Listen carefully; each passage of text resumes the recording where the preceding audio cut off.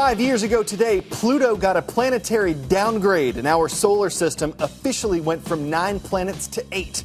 In today's show, we're going to talk about some other significant events that happened on this day in history. First up, though, we're headed to Libya.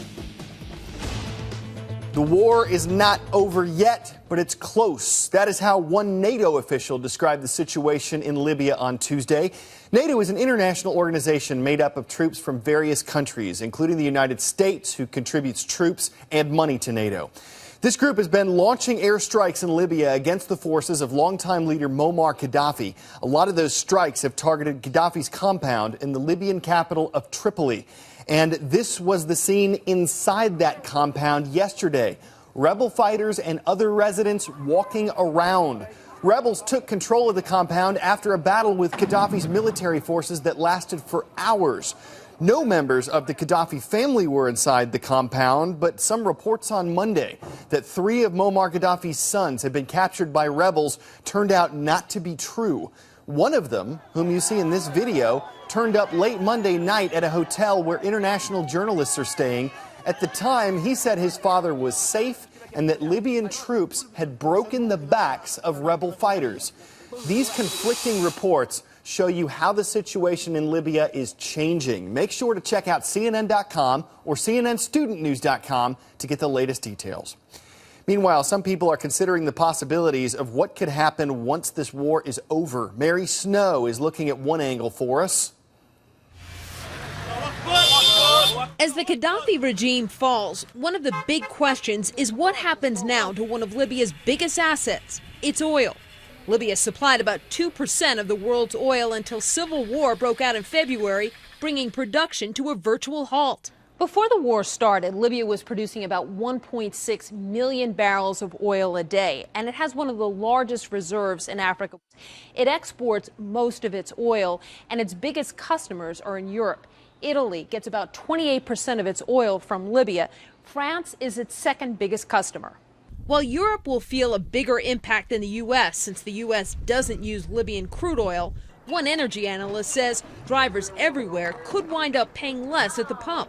It will have an impact on worldwide gasoline prices, and that will end up helping U.S. consumers by about 4 to 6 cents a gallon, I predict, over the next month or two. That timetable is up for debate.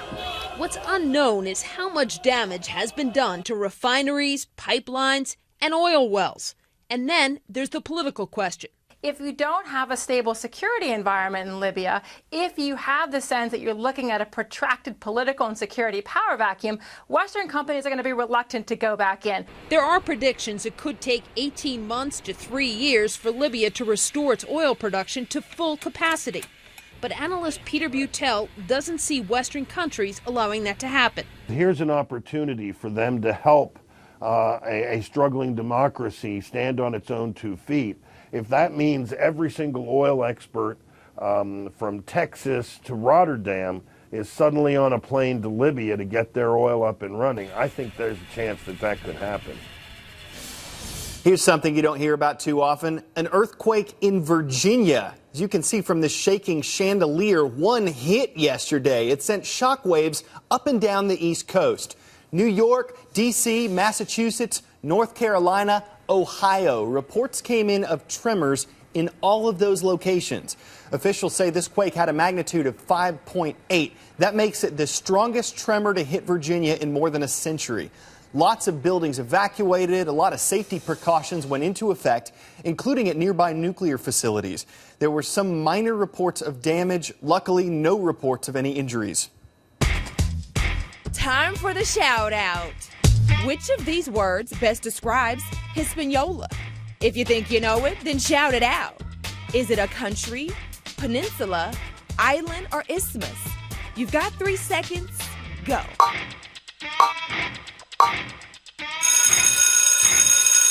Hispaniola is an island where you'll find the Dominican Republic and Haiti. That's your answer, and that's your shout out. And that island is feeling the effects of Hurricane Irene. The storm's working its way through the Atlantic, and forecasters predict it'll pick up strength along the way. You can see its projected path from this graphic over my shoulder here. One U.S. government official said that Hurricane Irene will affect a large area. He warned the entire east coast of the United States to get ready for Irene. When the storm hit Hispaniola, it brought heavy rain and winds with speeds up to 100 miles per hour. Forecasters estimated that Irene could drop up to 15 inches of rain on some parts of Haiti and the Dominican Republic, and there were concerns about flooding and mudslides as well. On this day in history, August 24th, back in the year AD 79, Mount Vesuvius began to erupt in Italy. The volcano completely wiped out the city of Pompeii. In 1814, during the War of 1812, British troops took control of Washington, D.C. and burned the White House. In 1989, Pete Rose, baseball's all-time hits leader, was banned from the game for life for gambling on the sport.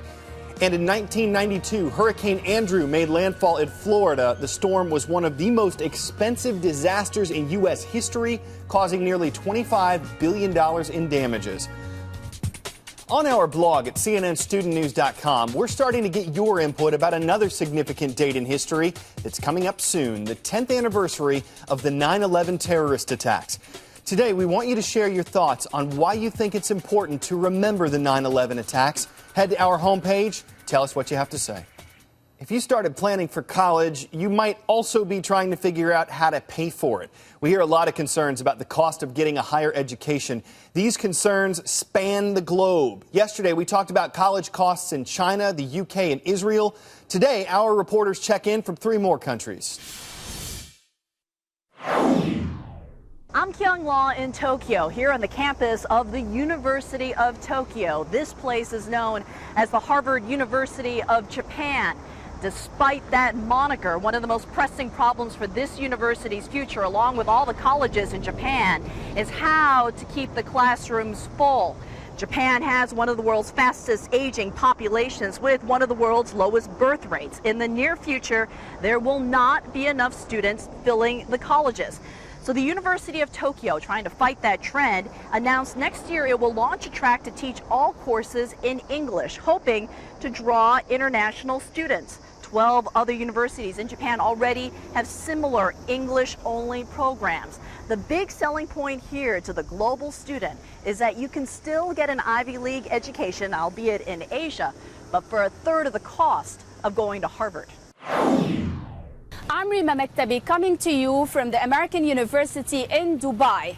The educational system in the United Arab Emirates is a very interesting one compared to countries in the rest of the Middle East. There's a very high rate of literacy here. We're talking about 91%.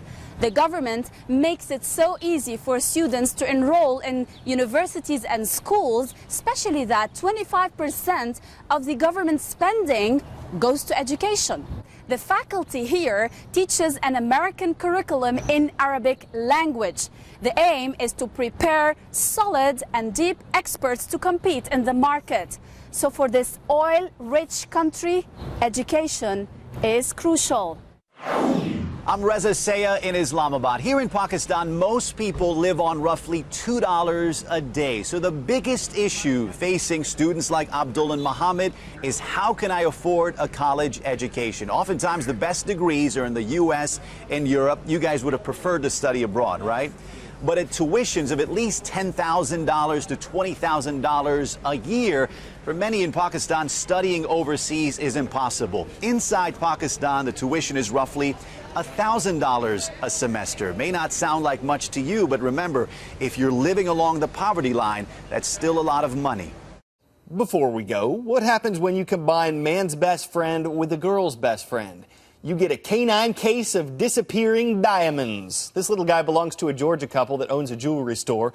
But when one of the owners went to wait on a customer, the conniving canine jumped from floor to chair to counter and ate $10,000 worth of diamonds that were sitting out.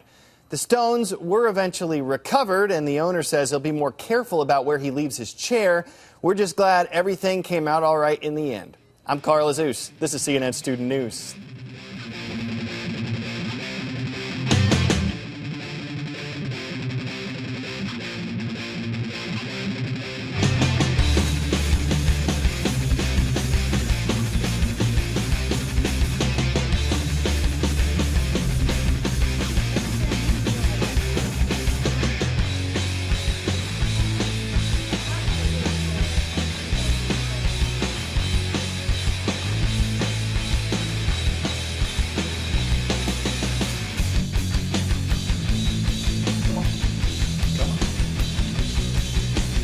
That's it.